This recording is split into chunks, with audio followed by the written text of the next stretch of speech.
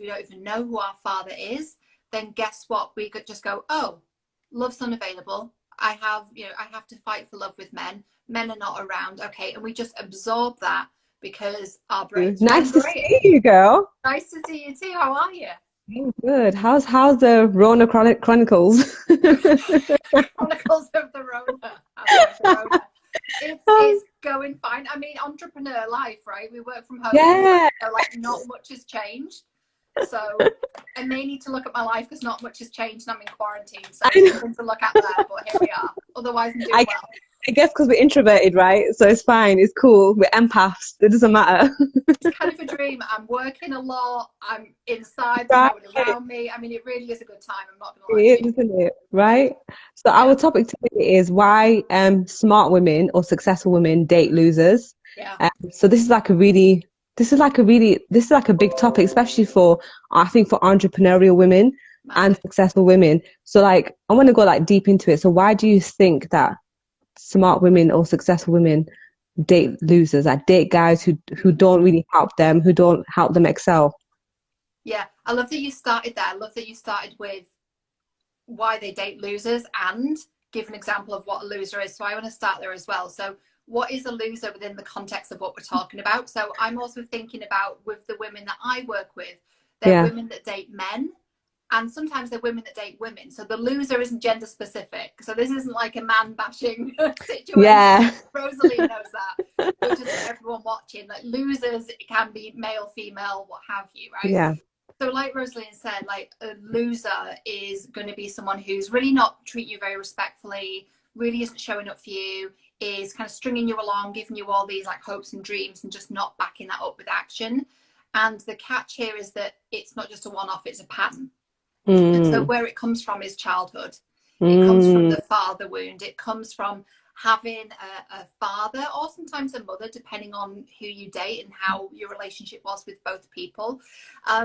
It comes from that relationship. And what we do is we replicate what we see. So when we're younger, we look at what's happening in the home and we're trying to learn about being a human. We're trying to remember all these things about how do I come here to earth and how do I, be a human? How do I be an adult? And we're looking at the people around us for cues, and that's fine for learning how to walk and talk and read and write and dress ourselves.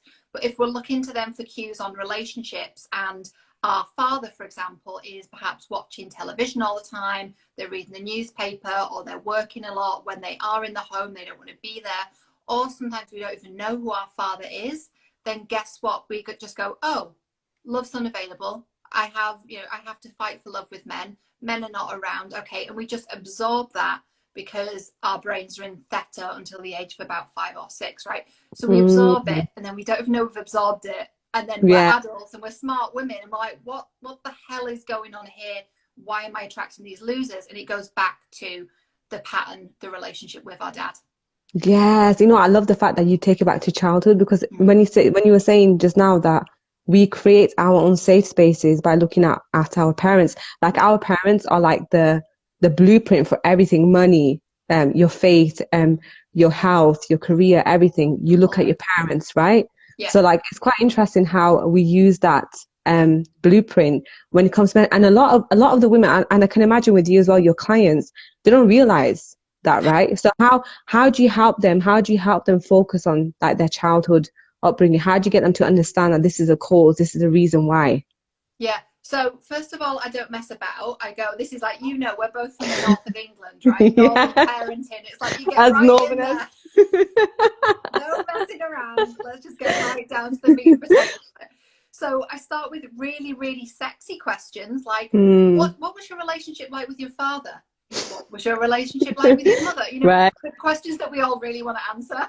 Yeah. Like, no, I just want to know how to get him to text me back. I'm like, yeah, we're going to get to that. But by the time you get to the end of this, you might not even want this character to text you back. Right. Like, let's just start there. So yeah, I start asking those questions, and I ask questions around, well, what was your family home like? And what was your role within the family home? And what did that teach you about your role within interpersonal dynamics, never mind romantic? How did that teach you how to be with other people? Were you the rescuer? Were you the savior? Were you the the golden child? Like, what was your role, and how's that now playing out in relationships? Yeah, it's like those questions that people don't want to answer. Let's dive a bit more into that. So you said the rescuer, the golden child, and what else? What else did I say? The rescuer, the golden child. There's another one. Yeah, there's tons of them. I mean, or there's scapegoat. I know there's one, the scapegoat. The scapegoat So let's look at the rescuer. I think the rescuers are the ones who attract the losers, right? Yeah. Okay, let's talk about a bit about that. We've got empathy, so we go, oh, but he's been through this, this, and this. Like, we've all been through stuff, but we're all adults and we're all responsible for like our part of the program. Right. So that's something too. It's personal responsibility. So this isn't about blame at all, right? But it is worth looking at. Well, if I'm attracting these people over and over, and the pattern is the same, and I'm the common denominator, why is that? You know. And that's so important, right? Because a lot of us look at what's going on outside of us. Yeah. And we're not looking at what's going on within us. 'Cause I know with me, even like even if you're attracting men that are losers, like even friends as well, this goes into a space of friendship as well, right? That we end up, when you don't look within yourself and what's going on within you, then your environment will force you to heal, right? It will force you to heal those blueprints. So I remember with me, like personally, I didn't have a father growing up. So I had that blueprint that love is unavailable. So then what happens is, you know how you always say this, and I always see on your Instagram, you're not Bob the Builder. Right? Can I fix it? Right? And so many of us women, right, that when we don't have that father figure in our lives, the first thing we do is that we want to fix someone, because subconsciously we're trying to fix our father, right? Yeah. We're also trying to fix the relationship we had with them. So I'm going to go a little bit into psychology now, but it's also a little bit kind of woo as well. So what's happening is our inner little girl, our wounded inner little girl, is basically trying to get her dad to love her. She's trying to close that loop. And instead of trying to break the cycle of dating unavailable men, she's going, oh, maybe this unavailable man will love me. Maybe, and she's looking for a father in these men, which is kind of messed up. But that's what we do when we've got this inner child she's choosing for us. So I could just drop the mic on this and like game over. But why do smart women date losers?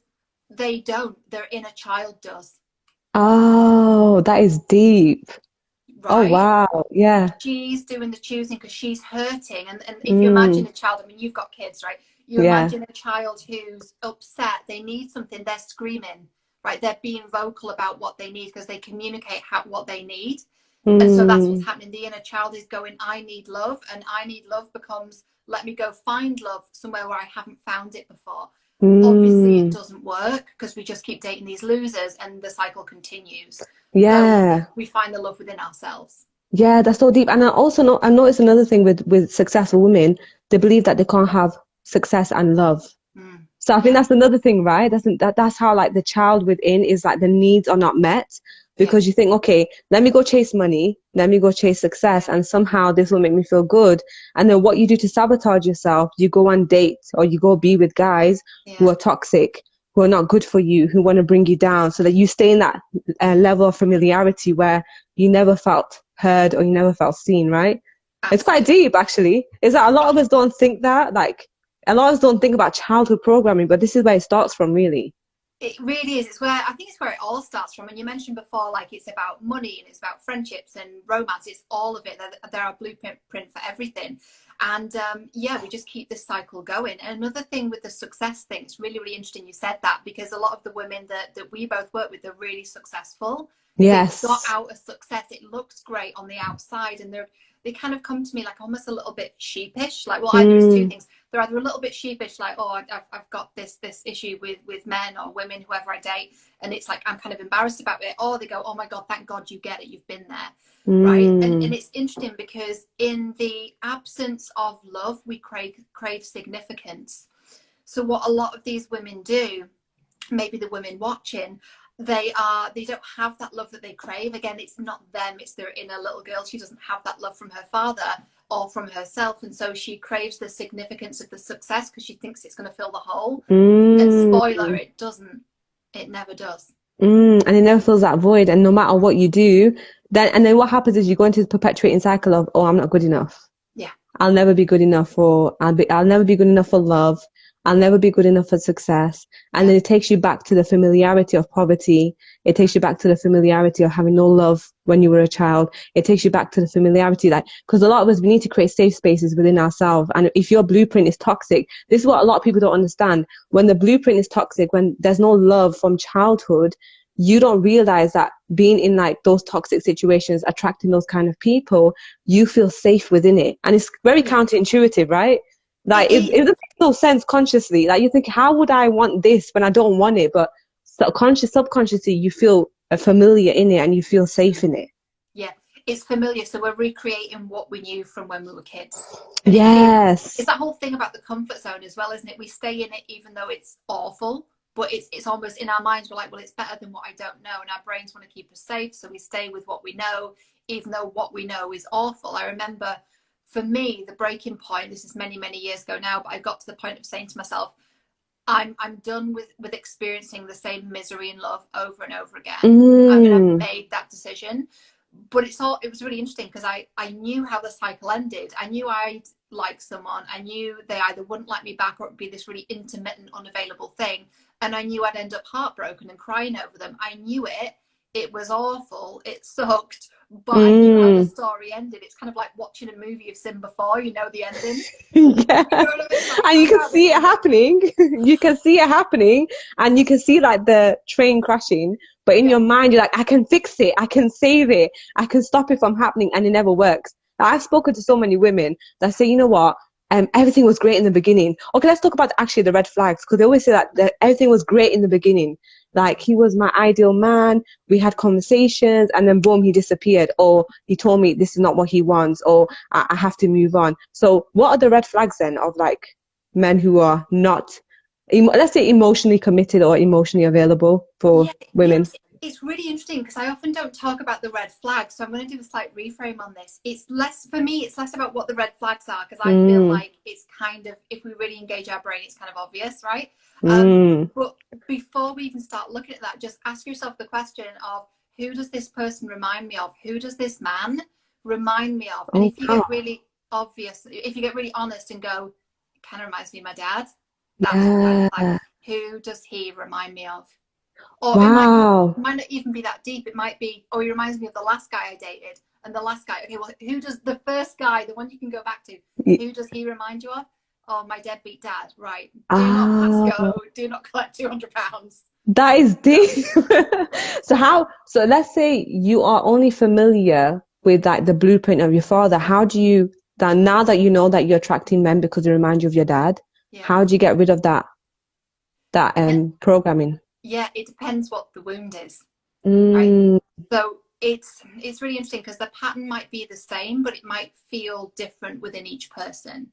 Because there's other variables at play too, and I never look at relationships in a vacuum. And I usually say, like, it's not even about dating, it's not even about relationships, it's about us.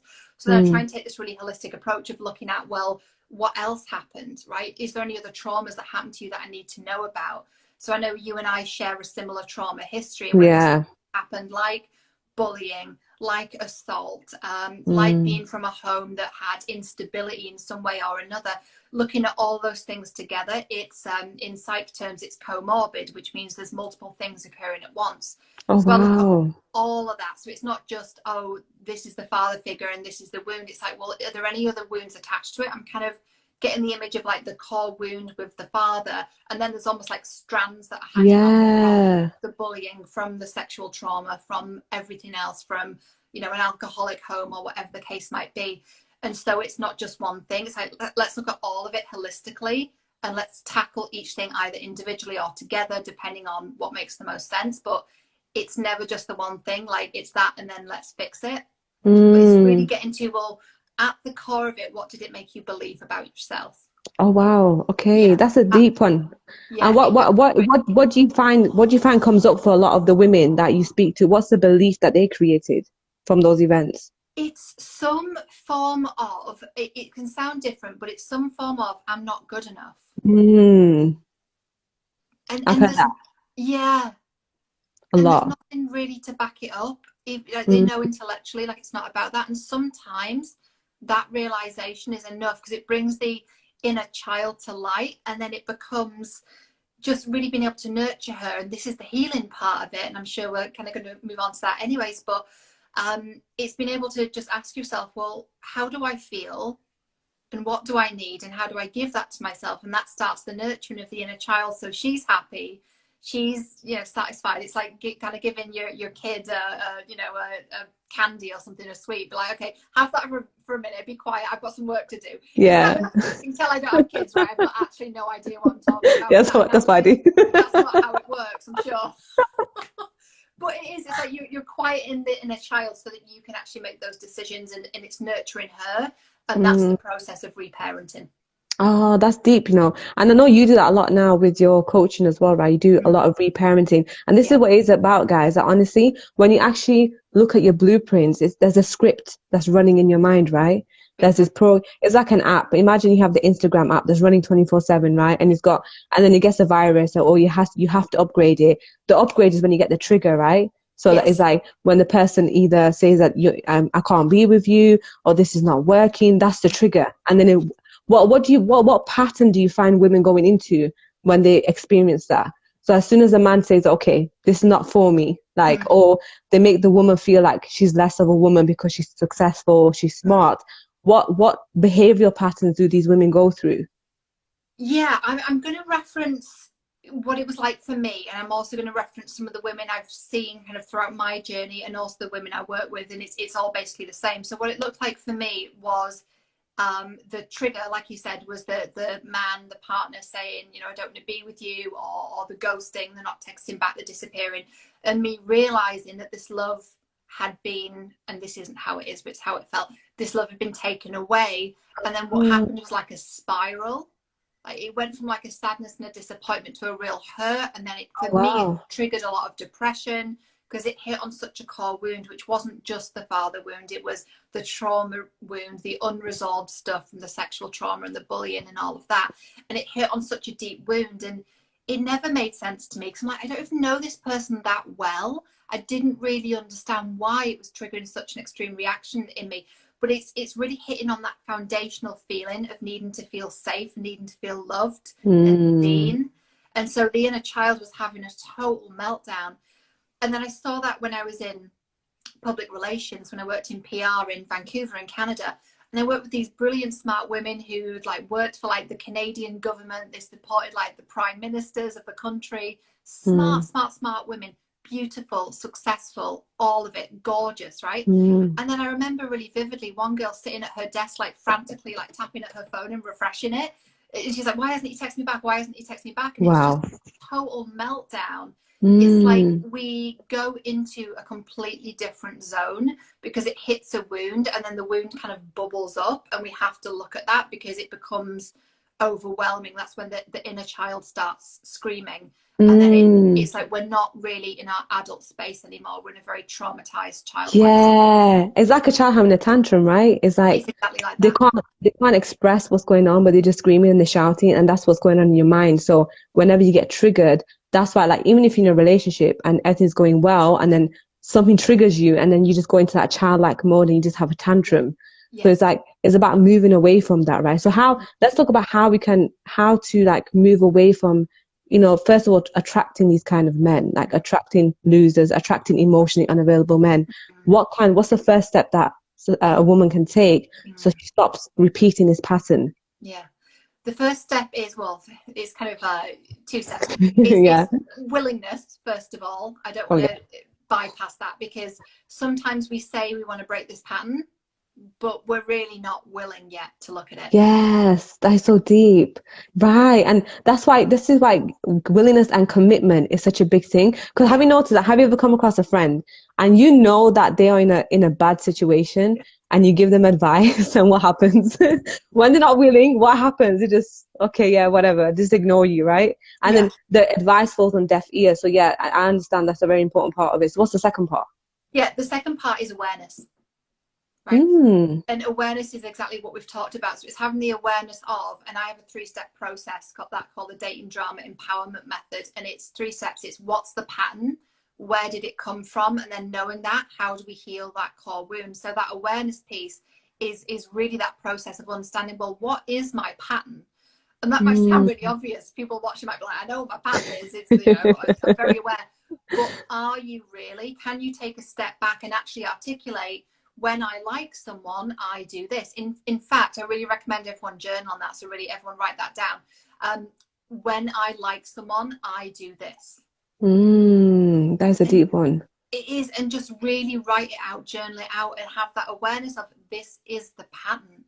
And do that when you haven't caught feelings for someone. Do that when you're not in the meltdown. Do that when you're in counseling terms, like the adult space, right? You haven't got into that childlike tantrum space. There's another space called the critical parent, which is like very scolding, very critical, very harsh. So when you're in that really like balanced adult space, you just, in non-psychological terms, you're just feeling good. You're feeling good, a good old time. Write on that, and then write out, when I like someone, when I date someone, the relationship usually ends because, right? And start to see some of the themes and the patterns.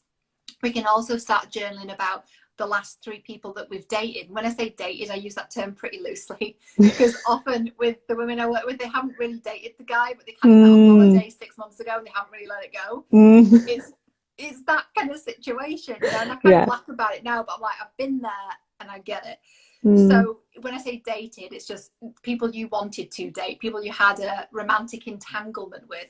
Just journal that out, like what happened with Steve, what happened with Joe, what happened with whoever, and just write it out and then read it back. And do you see any recurring patterns? And you always will. You always will. Cause for me, like when I got married and I got divorced, and I saw like the pattern of who I was attracting, it was always like, it goes back to that father wound, that I attract emotionally unavailable men because I feel like I need to fix them. That was the thing for me. So I felt like I have to rescue them, or I have to make them love me. Now this is a big thing. Have you noticed this with women, that especially smart, successful women, they want someone to love them, or they feel like they need to fix someone in order for that person to love them? Where does that come from? That is codependency. Right, let's talk about that. Codependency. This is a big one. Oh my God. Codependency is huge. It's a huge thing. I don't usually talk about it a lot in terms of it being a pattern, but the thing is with codependency is it's so rife. And actually with all of our patterns, the thing is, if we're not dating, it'll come up somewhere else. Yes. So Okay. women think they've like really got off the hook with me, and they're like, you know, they inquire, and I talk to them about coaching, and they go, oh, actually, you know what? I've changed my mind, so I'm not dating at the moment anyway. I'm like, perfect, let's get on it then. Because if you're not dating, what happens is the pattern finds another place to pop up. It's kind of like lots of little like holes in a field where like a mole would pop out of. You've covered one hole, that's dating. It's going to pop up somewhere else. You're going to find another place to come out, right? So it'll come out with your friends, with your co-workers, with your boss. And so it's like if you've had, for example, a very narcissistic parent, and the core wound is around self-worth and getting your needs met. Okay, you're not dating, so you're not going to date the person who overlooks your needs. So what's going to happen is your boss is going to pile on extra work and is not going to think anything of it because he knows you're not going to push back. Or you attract the friend who's always unloading their problems onto you and you become their therapist. So it's like the pattern finds another way to show itself, because it's not even about dating. That's so deep. Us, right? It's about us. So with codependency, that is this chronic pattern of overgiving. It's of putting other people's needs before our own. Right. And so of course the question, as always, this is like the mantra for the day, is where did that come from?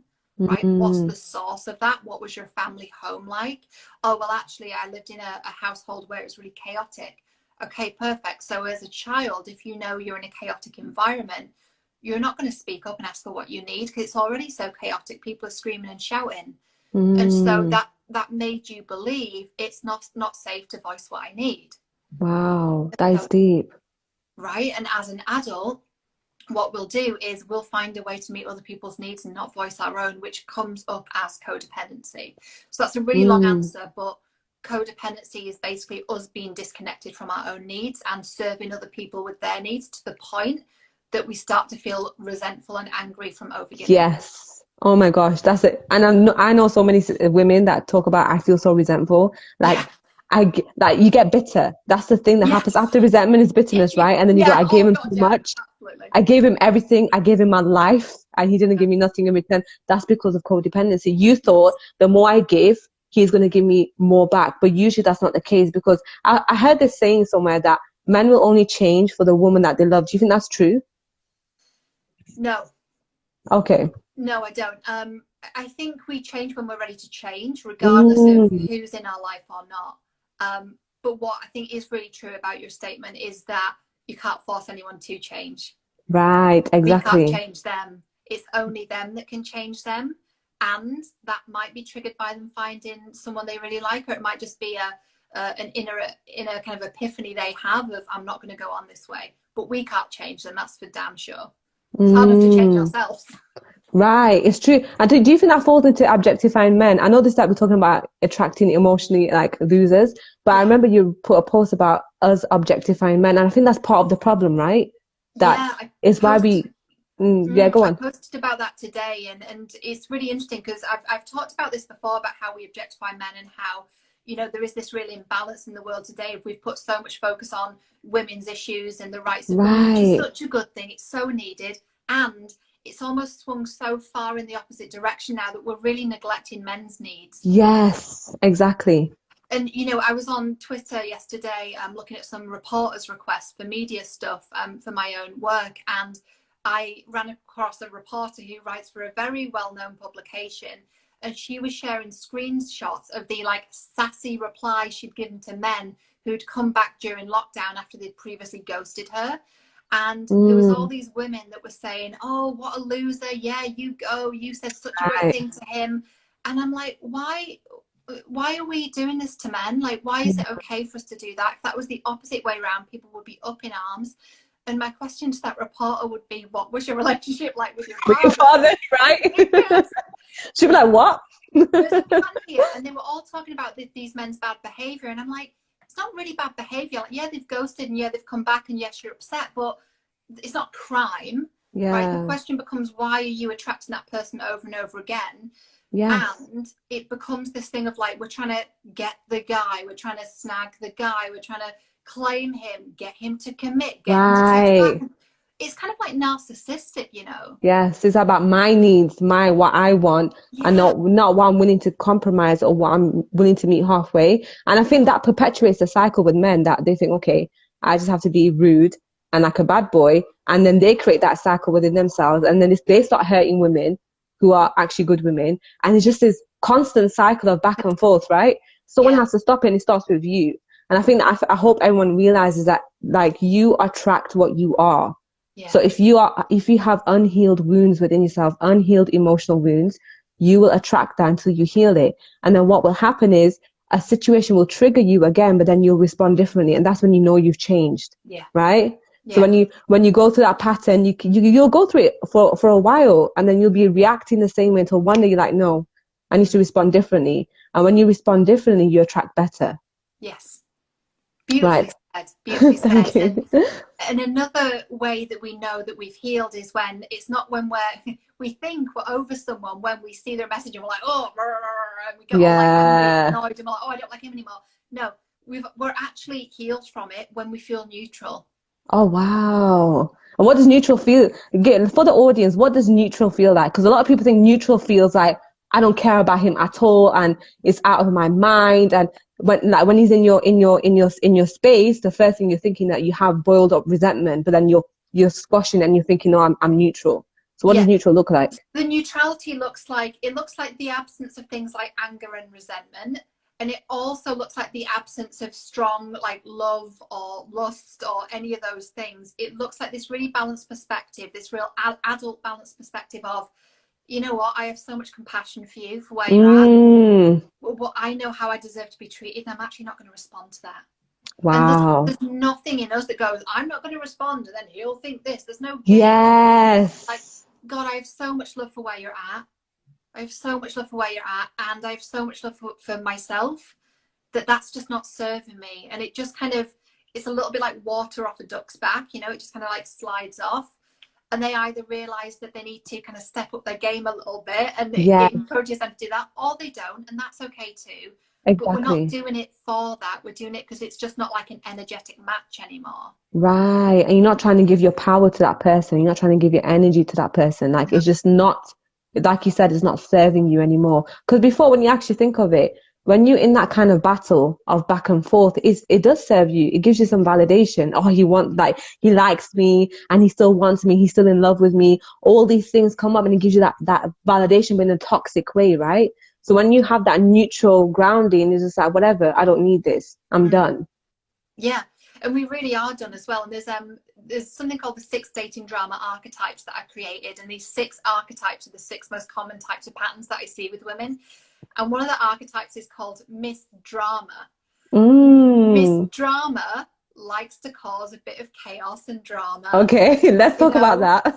Oh my gosh, like I've sat in this archetype before. I know what it feels like. It looks like, going out, partying, attracting the wrong kinds of men, but it's always like a victim state, like poor me, and there's always some kind of drama about it, and it's always such a big deal. So what is the payoff, do you think, of causing such a scene? The payoff is you get a lot of attention from that. Yeah. Yep. And so that's meeting a need. Wow, that is deep. In the most unhealthy way, though. In the most unhealthy way possible. Like, you get attention, you get the validation that you need, but in the most unhealthy, right? And then when everything's peaceful, you're thinking, no, this is not right. I need to like cause some kind of issue, or I need to like conjure up something in my mind and then create a problem, and then you're back in that chaos. And that actually goes back to childhood, right? Because if you were I've noticed that women who are raised around domestic violence, they tend to have that chaotic pattern. Yes. So they're constantly looking for chaos. They're constantly looking for someone to put them in their place or give them love in a very toxic way, right? Yeah. I see that a lot. Yeah, I see that a lot too. And at that time in their household, they probably didn't receive a lot of, time and affection. And so the only way they could get that was through attention, which is through being naughty or bad. And I don't like those words, but they're the words used at the time. And then you're either punished or you're shouted at, and there's this chaotic thing. So you learn, okay, the only kind of attention I can get is the negative kind. Right. And the only time men or people I want love from pay attention to me is when I'm kicking up a big fuss. So that manifests itself as this Miss Drama, this real chaotic pattern in love, because we're getting a lot of attention, and that can feel better than being ignored. Wow. So how can we heal that? Because I know I had that pattern. I still have little parts of it in me as well. That with my husband, I would create chaos for no reason, and he knows that. So I'm like, I talk myself out of it, but he still knows. So how do women get out of that pattern? So it goes back to that process again of self-soothing, and that's not the word I used before, but that's what it is. It's those questions of just literally closing your eyes, putting your hand on your heart. Do this in private, not like in public necessarily, but put your hand on your heart and just ask. And I really want everyone to write this down too, like actually do it. Don't just hear it and then move on with your life. Like actually write it down and implement this, which is, how do I feel? What do I need? And how can I give that to myself? So it might be, how do I feel? I feel really scared. What do I need? I need some nurturing, some reassurance. How can I give that to myself? You know what? I just really need to take an early night and rest my body. And then in the morning, I'm going to decide from that place. And so again, it goes back to the reparenting. So instead of going back to that pattern of the drama, we're going, hang on, how do I feel? I feel afraid. What do I need? Okay. And we take ourselves through that process of what should have happened when we were kids. Oh, wow. That is so deep. I'm just going through it in my head right now. So I know when I'm in that chaotic pattern, what I need is validation and reassurance. Yeah. That whatever's happening in my mind is not true. And I just need my husband to reassure me that it's not happening. You're in your mind. It's not happening in your environment, because that's what happens first, right? It happens in your mind first. Yes. You create that chaos in your mind, and you have to act it out in your environment. And you have to be able to see it to validate what you're feeling inside. So I can see myself actually like, okay, I need that. And also I'm so glad you mentioned about having an early night, or just packing things in and not doing anything, because a lot of us have this toxic productivity hype that we feel that we have to constantly be productive in order to feel validated, right? So I like the fact that you mentioned that, just taking an early night, like turn your phone off, ignore everyone, just put yourself first. Because remember, as a child, you were never put first. If you're a Miss Drama Queen, basically, you were never put first, right? So putting yourself first and giving yourself that need and giving yourself self-care, that's deep. That's true. Yeah, it is. And we're connecting to our own needs. And then what that enables us to do is communicate it to other people. So one thing I tend not to teach on is like the communication techniques. Like, how do I communicate with a partner? How do I say this? my answer is usually, it doesn't matter how you say it. I'm Oh, not going to teach wow. you the phrase. You Yeah. can Google it. You can find a YouTube video of say this thing. It's not about what you say. It's about whether or not you feel worthy of having that need met, and whether or not you're in touch with it, right? So it's like, you can, for example, boundaries, right? We've all heard about boundaries. Right. We can hear this perfect phrase, we can read about it in a book, the perfect phrase to set a boundary, and then we say it and it's all clunky and we feel all nervous. Right. It's like bullshit, right? No one listens to us because we don't feel worthy of having our needs met. But Yeah. if we do the inner work and we feel worthy, then it almost doesn't matter what you say, because it's coming from this place of such deep compassion for ourselves and the other person, that the words will come out in the right way and find themselves. So it's not about the phrase, it's about the foundation. Wow, I'm just having like a light bulb moment right now. I've never heard of it in that way. Because usually I hear like you have to say these trigger words that will get you what you want. And that's kind of like very toxic, right? It's very bullshit. Transactional, right? And I'm sat here thinking, oh my gosh, I sometimes do that as well, thinking, oh, if I'd say these words to my husband, then maybe he will conform to the idea of what I want. That's really bad, actually. That's selfish. Sorry, I'm just having a moment here, guys. I love that this is happening, because this is completely impromptu. And this is also why women shift in just one session with me, because like it's like, let's just get straight to the heart of it, right? Let's just get really like into what's really going on, because it's never about the tactics. And it's so interesting, because I think this is actually really... Oh my God, right? Is that not about the tactics? Sorry, let me just cut you. It's not about the tactics. All our lives when we talk tactical things, like yeah. And it's not. It's just about, just like you said, do you feel really worthy of that? Because if you felt worthy of it, you wouldn't need a tactic to explain it. Exactly. And I'm sure you experience that with the women you work with in terms of their money goals and their business. They're like, how do I do this? What's the tactic? You're like, no, do you feel worthy of it? It's the exact same thing. Wow. Guys, you should book a session with Cheryl. She just changed my life, and literally over this life. You just saw me have a breakthrough in this life, right? So you guys need to go and DM Cheryl if you're having any drama with men. Definitely message Cheryl. Let's go to the comments. I've seen a few questions. Yeah, I was in the zone then. Yeah, I know you were in flow, girl. I'm loving it. Okay, so someone asked, when true love comes to you, do they reject? Oh, okay, Mona Lisa asked, do they reject true love because it's not familiar to them? So let's say, I think when we were talking about when you're attracting toxic men, and because you have this, I want to fix a bad boy. So when true love comes, do they reject the real man that's for them? I mean, the easy answer would be yes, but that's too simple. So with the true love thing, I'd be curious about, was it Mona Lisa? What a great name, by the way. Yeah, that is the name of your actual name. You're actually it was Mona Lisa, yeah. That's amazing. So with that, what I would ask is, do you have an idea of the one, right? Because if so, I find the one such a toxic concept. I used to have it. And I used to constantly say to myself, up until the age of probably my late 20s, when am I going to find him? When am I going to find the one? Wow. You've already met the one. She's looking at you in the mirror. I'm the one I'm going to spend the rest of my life with. That's the relationship I needed to work on. But in a more practical sense, the one is like, we're compatible with hundreds of people, if not thousands. That's not to say the person we're with isn't wonderful and we love them so much and we'd be devastated if anything happened, but we're actually compatible with a lot of people. And for me, when I made that shift, it took all the pressure off this true love thing, because it's less about, are they the one, are they my true love, and more about, is this a healthy relationship? Are we happy?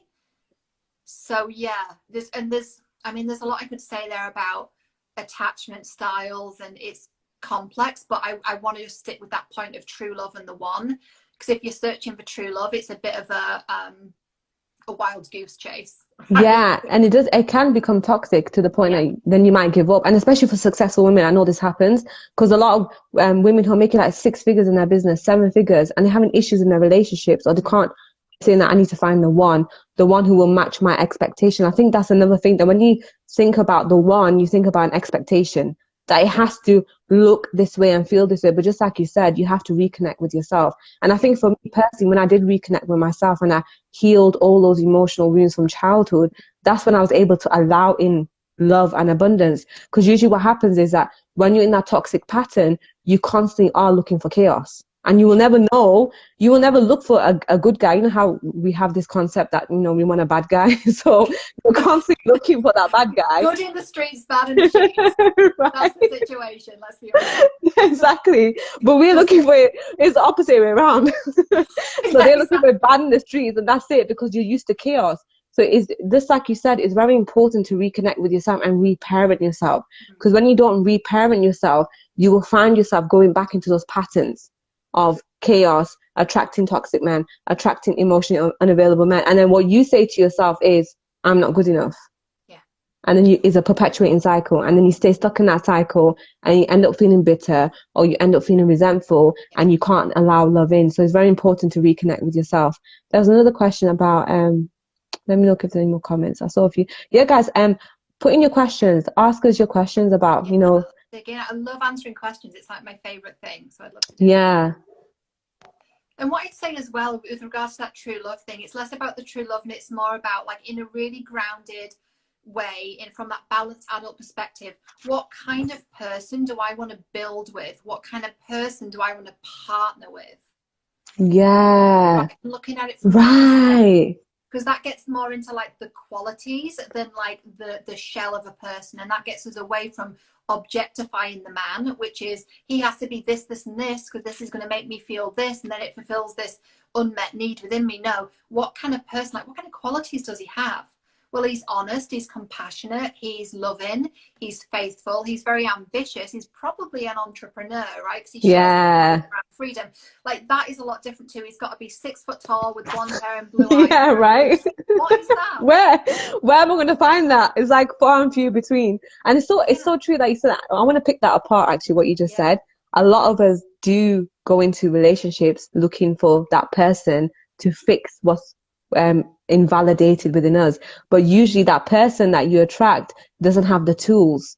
And this is why it's so important, like you were mentioning, that it's better for you to look for someone that can add to your happiness, add to your growth, right? It's all about growing and evolving with that person, not using that person to fix you. And I think a lot of women do that, especially when they're feeling invalidated, when they think, okay, I'm successful here, but not successful in my relationships. What can I do to validate myself in this area now? And let me go find a man that can fix all those needs within me. And when it doesn't work out, what happens? You feel bitter, you feel angry, you feel resentful, and you carry on that cycle. So yeah, that's quite interesting. We do. And the really interesting thing there is that's when we're using men, right? We are actually using feeling within ourselves, and like, how dare we even say that men are objectifying women when we're objectifying men, because we want them to get, not saying it doesn't happen, it happens both ways, and we've got to just be really honest and be like, was I using that man to make myself feel a certain way? Right. And you'll find that you were. It gets real, right? Because it's confronting, and you look at yourself and you go, shit, yeah. I was. And that's the brutal truth that you have to face. You have to face that truth that I was literally using that person, and you're going to feel shame around it. Yeah. You're going to feel guilty, but it's okay. The whole point is that you face that truth, and now you need to fix it, because it's not like it's unfixable. You created it. You created that belief within you. That means you can fix it as well. Wow, that's deep. Yeah. Soraya asked, in terms of fixing your child, your inner child, is there a right age to do this? For example, if you know a teenager displaying misdrama, sorry, I can't read the rest of the question. It keeps going up. Yeah. If you know a teenager is displaying misdrama and they have come from a narcissistic father relationship. Yeah. So when you get a certain age, that is this like for any, that if you see a teenager going through this, can she fix her inner child, or do you have to wait till the person becomes an adult? Yeah, you know, that's a really great question. I've actually never been asked that question before, and I really like it for a number of reasons.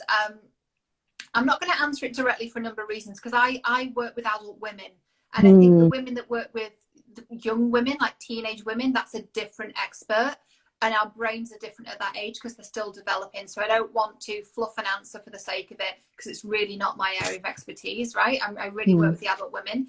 What I will say, though, is I'm detecting that's probably a mum. Yeah. To help her daughter. So she helps her daughter, and I don't know the person that asked it, but I'm sensing that's a mother, and she wants to help her daughter because of a narcissistic father. So the question becomes, you dated a narcissistic man, why was that? Right. Why? You heal that, and then you help your daughter because you're in a place to help her. Because it's so interesting, so nuanced, that, and it's so beautiful, and this woman sounds so loving and so incredible, and instead of her looking at, why did I date a narcissistic man, she's going, how did it affect my daughter, let me help her. So she's going, let me help her, But help you're you her, first, yeah, right? right. Oxygen mask on first.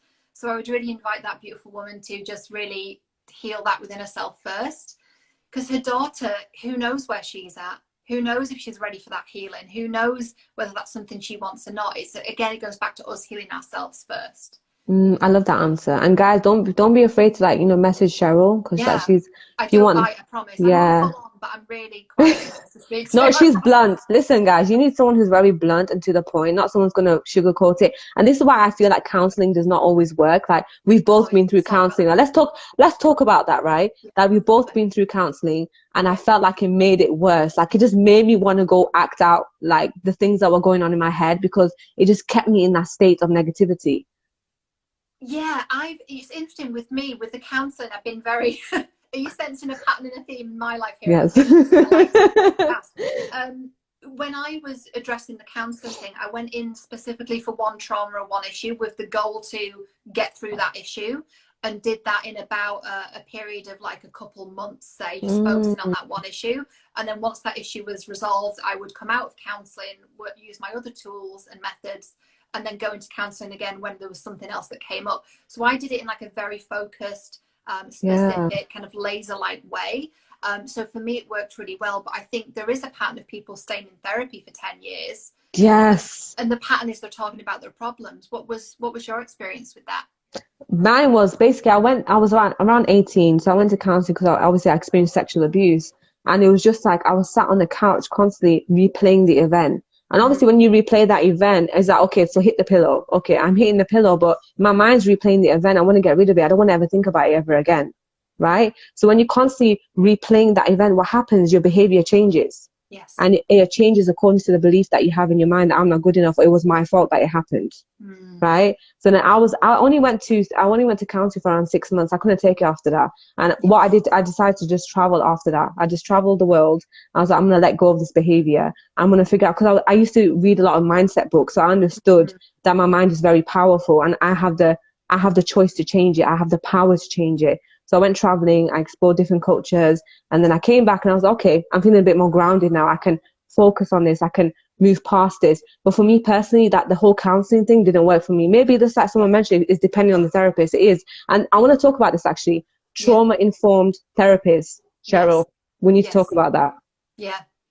So Yeah. Where do you want to go with that? What's a trauma-informed therapist counselor? Like, why is trauma, being so informed with trauma, like especially childhood trauma, why is that important when you're picking a therapist or counselor? You know what? I've actually taken a slightly different approach when I've picked counselors. Like, yes, I've always looked for what their qualifications are and what areas they specialize in, but I also go on a bit of a gut feeling as well. And that comes back to that self-trust, right? Do I get a bad, this sounds cheesy, but it's true. Do I get a bad vibe from them? Do they feel safe? Who do they remind me of? Well, they remind me of that teacher I had when I was 5 that was horrendous. Not going to go see her because that's going to trigger the crap out of me, right? Right. And I trusted myself, like, who feels safe, who feels like the next right one. And I've been so blessed to have some really beautiful counselors. I've probably only had, let me think about this now, maybe 3 or 4 different counselors at different points of time, maybe 3. But they were really good. They were very different from one another, but they were both perfect for what I needed at the time. So my recommendation would be less about whether they're trauma informed or not, or what their speciality is. I mean, look at all that stuff, obviously, like, we're all smart, we'll all look at it, but really trust yourself to who feels like the best person for you. Oh, I love that. Trust yourself, guys. Yes. Yeah. That's amazing. Yes, trust, because a lot of us don't trust ourselves. And it's so true. We look at the certificates thinking, oh, I should trust this person, but it doesn't feel right for me. But you're going for the certificate and how many years they've been a psychologist, rather than looking at, are they going to really help me or make me feel safe to express myself so that I'm able to get over this event? That's a real key, right? But a lot of us don't have that self-trust, and we think, oh no, I need to go with the person with the most accolades or the one with the most experience in this kind of area. But usually you get the biggest breakthroughs. Like, I just had a breakthrough with you, Cheryl. Like, I'm just sat here Wow. still thinking about that. So glad. Yeah, usually get the best breakthroughs, like, because me and you connected like very intuitively. Like, we're both empaths, and we're from up north. We're very blunt, so like, you know, I can talk to you about things, and you're cool with it. Does that make sense? So it's Yes. always important to have that kind of language with someone as well, the safe space. So I like the fact that you brought that up. And there's another question. How can I overcome wanting to be validated? Oh, well, I guess the question is, you're sensing a pattern and a theme here in myself and how I work, but where did that come from? Right? Where did you not receive the validation? So again, it's going back to the core of it. Like, I would imagine, and like, obviously this person needs to look at this themselves, but I would imagine they grew up in a home that was very invalidating, in that invalidation can look like lots of different things, but it can be as small as, and this is something that happened to me, being in a home where there was a lot of arguing, very, very intense, violent arguments. Oh, wow. And then the next day, I would go down the stairs, like really with trepidation, thinking, well, what's going to happen? Like, there was this real blow up the day before. Like, is it safe? And everyone would be acting like nothing happened. Oh, right. You know, parents do to like try and smooth things over. But that's really invalidating, because then you're in your head, you're going, well, I thought we just had like nearly World War III last night, and now you're talking about orange juice and taking me to school. Like, Right. what fresh hell is this? Like, what just happened? So that can be a really subtle way that we're invalidated when we're younger, because our experience isn't validated. And in that situation, and this is a very high level, very evolved thing, but a parent could say, hey, I know things were really scary last night. What do you need? Right? But it doesn't happen because they don't want to address it. So they do the British stiff upper lip thing, not helpful, and then we're invalidated. So that's just one example. But yeah, if you're looking at how do I stop needing validation, well, why is it you don't trust yourself, and who was it that didn't validate you when you were a kid, and or how were you invalidated or not believed, or things you believed and experienced were not confirmed by those around you, or they were denied by those around you. And that can be as subtle as what I talked about, or as deep as you experienced sexual trauma, told someone in the home, and they said, no, Uncle so-and-so didn't do that, or whatever the case might be. And that's a massive invalidation of a very, very traumatic thing. So we've got to look at, well, where did that come from? Right. And then how can I begin that process of trusting myself again? Wow, that's deep. And I like the fact that you've rated self-trust, because it does come hand in hand as well. When you don't, validation and trust, they're both two things. Like, you don't trust yourself, so you're looking for someone to validate you, and it's just like you're constantly disconnected. Anna's, I can't pronounce the name, Anna Z Tuna. What's the best way to meet your own needs rather than seek external validation? I think, did we answer that? I feel like we did. It's that it goes back to the whole thing of like, what do I need and how do I give that to myself? And it's not always what we think it is. We think we need, oh, well, I need that person to validate me. But what you need, you might be like, well, I need reassurance. How can I reassure myself? Right. And I just want to kind of preface this as well. It's not about then becoming dysfunctionally independent and going, well, I don't need anyone, I can meet my own needs. There's a place in the middle where we're healthily interdependent. And often when we're looking for validation, we're very codependent. So it's like those opposite sides of the spectrum. So we're bringing ourselves back towards the center. So this by no means is about, I can meet my own needs, I don't need anyone, because that's another problem. Yeah, you don't want to go that far, that extreme, that you think, oh, I don't need no one now. I'm just my own best friend. I'm living my life. Everything's great. But deep down inside, you want partnership and you want to be with someone. So denying yourself that need is another form of like not trusting yourself and not validating yourself, right? It is. There was another question. How can you heal the fear of abandonment coming from being raised by a single mother due to divorce? Wow. Khalid Lou asked that question. Could you repeat that question for me? Sorry, I didn't quite catch it.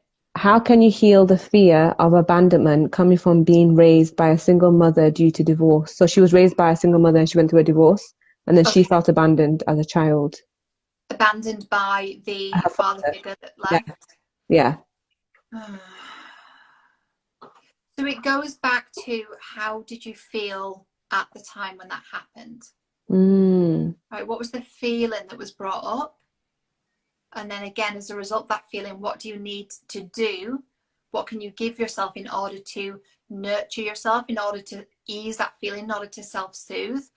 Because my guess is going to be at that time, if you've been raised by a single mom and it's stressful and it's full on and she's going through a divorce and who knows what the divorce was like and all of that, she's probably not going to have the bandwidth or the capacity to then soothe her child and be like, hey, again, I know this is really scary for you. What do you need?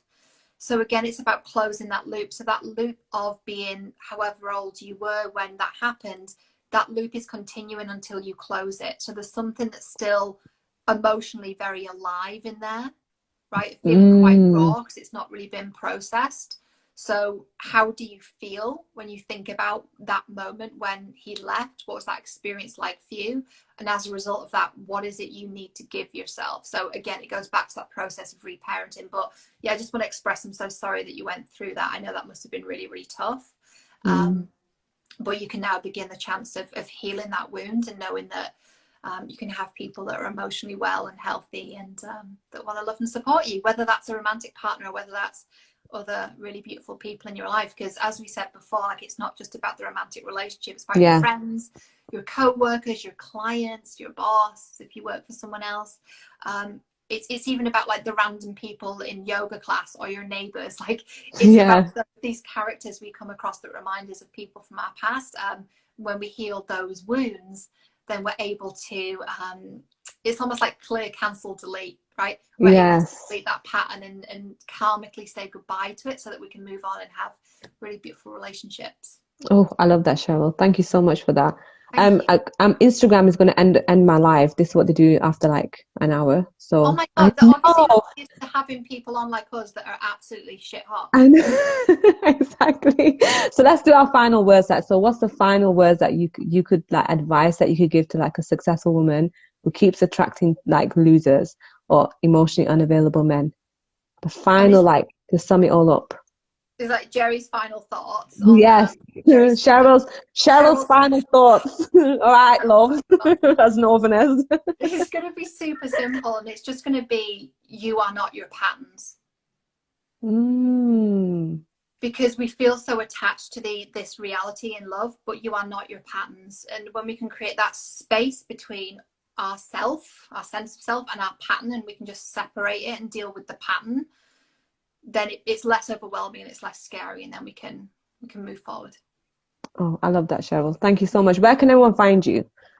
Find me on the Instagram machine right here, Cheryl J. Muir. I mean, I've been on your Instagram feed, haven't I? Because I'm always posting, Cheryl. Bob the Builder. Stop being Bob the Builder, okay? Or like a rehab. Bob the Builder. Exactly. Follow me on Instagram. I'm also on Twitter, Cheryl J. Muir there, and I also put out brand new videos every Tuesday on my YouTube channel. My YouTube channel is absolutely lit. You can go binge on, if you haven't had enough of me after an hour, you can go deeper and binge all my videos on YouTube. Just type Cheryl Muir into the YouTube app and you will find me there. Perfect. And I'll be posting all your details on my Instagram stories and in my Instagram as well. And I'll be saving this live. I'm going to have to screen record it because Instagram won't save it. And then we'll do this again, Cheryl. I think we should do this again, right? We should do a part 2. We should do a sequel. Yes, because there's so many things that we just didn't go deep enough into, and I really want to go deep into. So we'll definitely do another. So we'll probably just do a series by the sounds of it. Let's get in there. Let's do it. So yeah, guys, thank you so much for joining, and feel free to DM any of us, Cheryl or me, if anything came up for you in this live. Feel free to express that to Cheryl. And yeah, guys, we'll see you soon. So yeah, take care. Thank you, Cheryl. Speak to you soon. Bye.